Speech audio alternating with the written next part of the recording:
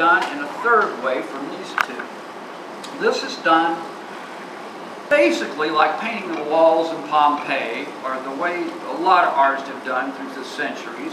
Salvador Dali did it, Yves Tanguy did it. What I did is I got a canvas and I just wiped paint on it, smeared paint on it and made a sky.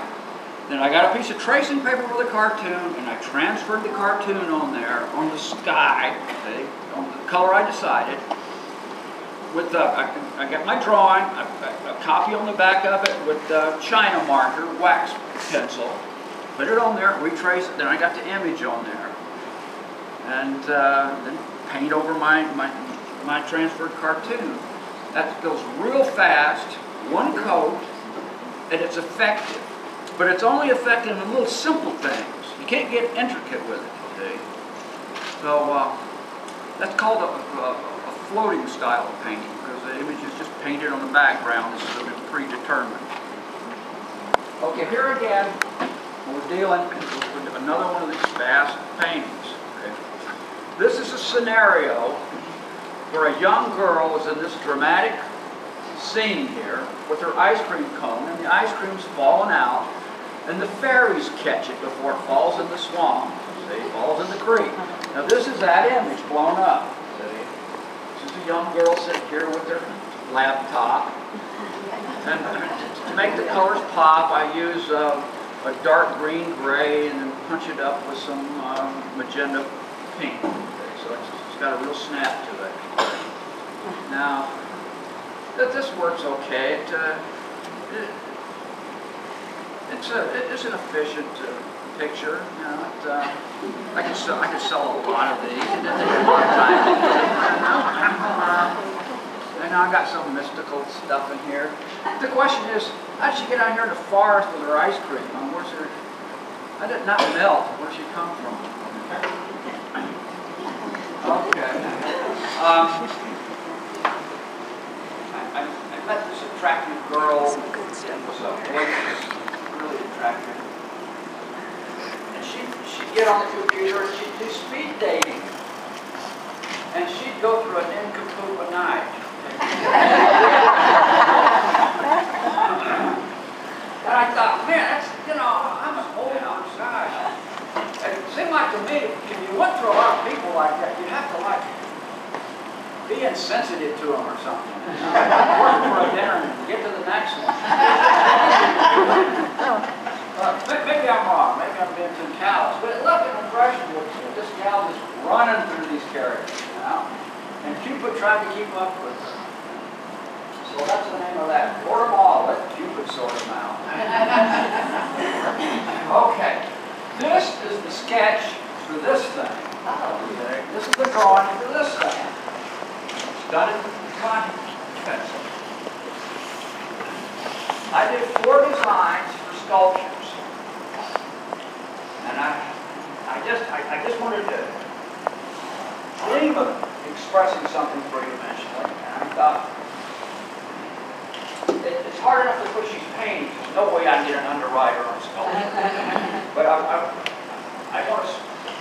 had taken sculpture in school, had a grasp for dealing with 3 dimensions, had done work for Ed Roth and sculpture project over the years. So I did 4 designs, and they were, I don't want to say over the top or lurid, but they were beyond acceptability, really. They were more comic book than anything. And I tried to get a few underwriters. I went to some people on money and they kind of humored me at one time. And a friend looked at it and says, you know, I'll underwrite this thing. He says, I'll take over this place that deals in these statues and see what they say. So I went over with my 4 drawings and he said, well, we'll do one of these too. We'll underwrite it. It's an expensive deal. Now, I have physically hand-shaped this thing. This isn't like something that someone else did. I had workers on this thing.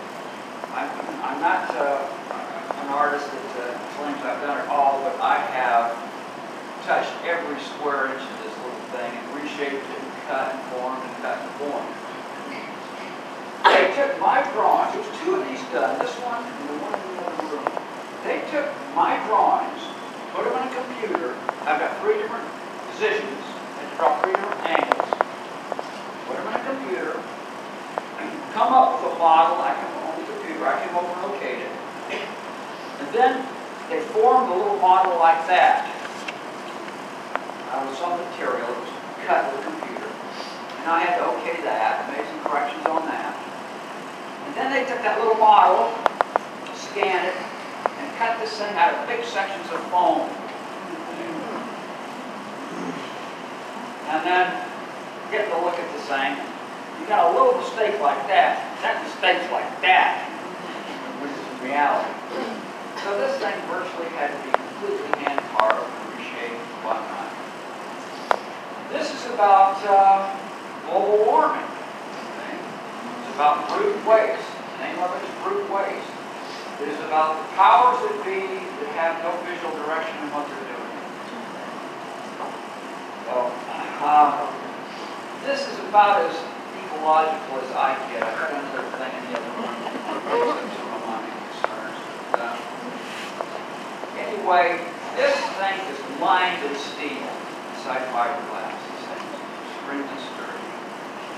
And it comes to New York and went over very, very well. Very well received. So, Robert. yes. I want to know how long it took you to make it from start to finish. From the beginning process of coming up with the designs to having the finished product. How long did it take? The sculpture. This one and the one in the other room. Right. Took about a year. About a year. So that's why this show here is about 4 or 5 year show. Yes, ma'am? Well, it's got elephantine feet, so you get a distant feeling from it for being human. It isn't exactly human. It's an abstract concept. It's an awkwardness about it. Its head is reminiscent of the top of a bowling pin. It's not bright. It's not intelligent. Okay? It's very muscle bound, tremendously powerful, can grasp the world, but not so sure-footed. Okay. Excuse me. I've noticed you've used that image in like your old zombie paintings. Is that just a character you like to draw, or does it have any specific reference for you or anything? Or? Yes, this particular character I've always used for a brainless cow. So I use this character a number of times. It's just a metaphor for something clumsy, strong, and not too intelligent. Okay, let me go back. Of what? Your work. Your work, you said your work was the antithesis of conceptualism? Of sexualism? The antithesis of conceptualism is what was that correct? Thank you for bringing that up. Because I am trying to pass this entire show off as a conceptualist show.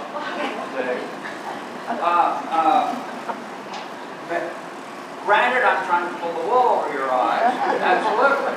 But this stuff here is just as conceptual as if I painted a red stripe around the walls. Just as conceptual as if I had this whole room to myself and I put a pile of sand in it. The stuff is just as valid as being conceptualism as any manifesto written about conceptualism. That's the name of this show, Conceptual Realism. It's an oxymoron. It's a contradiction. But I feel it's fact. I feel like this thing to stand, which is any other kind of conceptualism.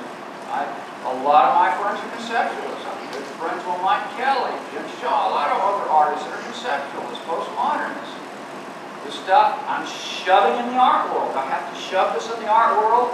You know, Christopher Knight, someone called up Christopher Knight and said, you did a whole thing on LA art. Why didn't you mention lowbrow? He said, oh, you mean that Robert Williams stuff? Well, you know, there's no formal statement about that or anything.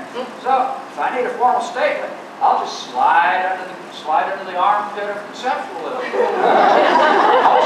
all my contemporaries try to slide under the comfortable armpit of pop art.